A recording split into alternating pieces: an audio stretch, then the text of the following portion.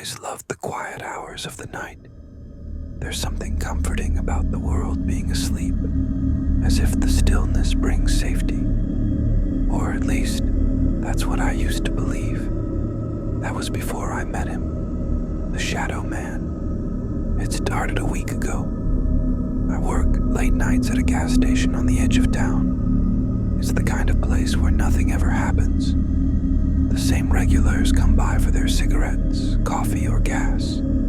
Occasionally, you'd get the odd drifter, but mostly, it's just me, a buzzing fluorescent light, and the hum of the refrigeration units.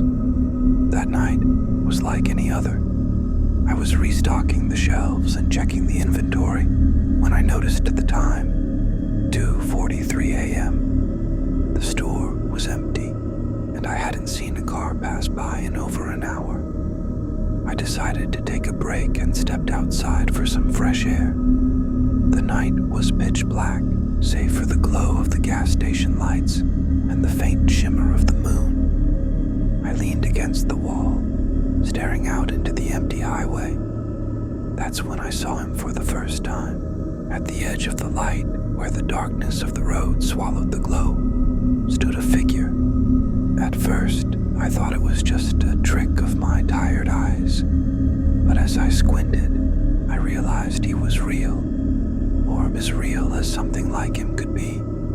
He was tall, impossibly tall, with unnaturally long limbs and a thin, angular frame. His body was entirely black, like a silhouette cut out of the night itself. No face, no features, just darkness, and he didn't move.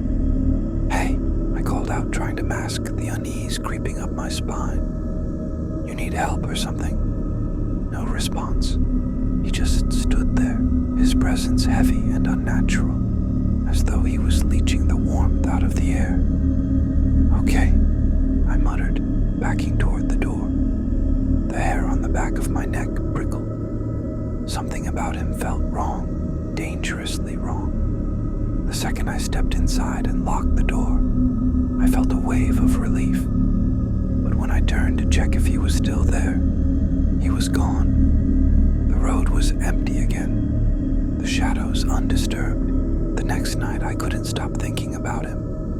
Every time I looked at the clock, I found myself dreading the hour of 2:43 a.m., as though that time held something sinister. I told myself I was being ridiculous. After all, nothing had actually happened. But the feeling of being watched refused to leave me. Around 2:30, I stayed inside, pretending to be busy rearranging the candy display. I avoided looking out the windows, but the pull was irresistible. My gaze flicked toward the parking lot, and there he was. This time he was closer, standing just beyond the bumps.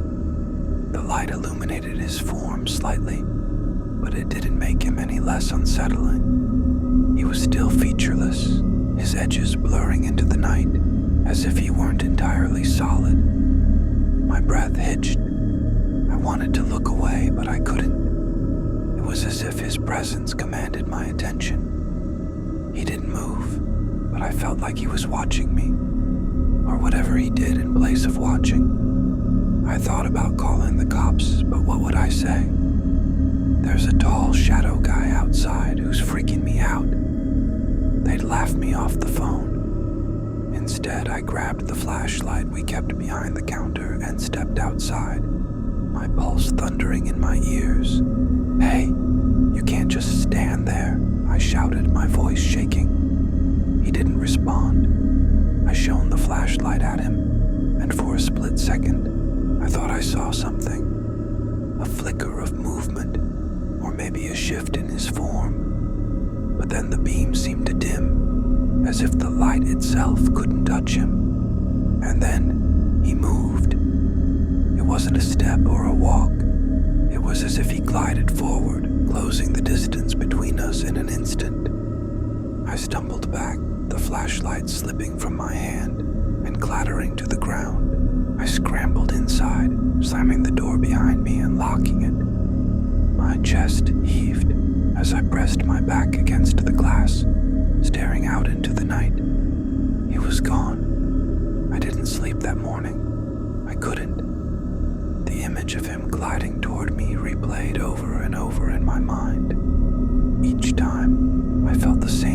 heart-wrenching dread. The following night, I almost called in sick, but I couldn't afford to lose the hours.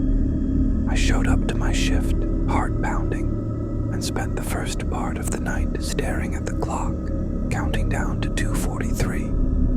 When the time came, I stayed behind the counter, gripping the edge so tightly, my knuckles turned white. Minutes passed. Nothing happened.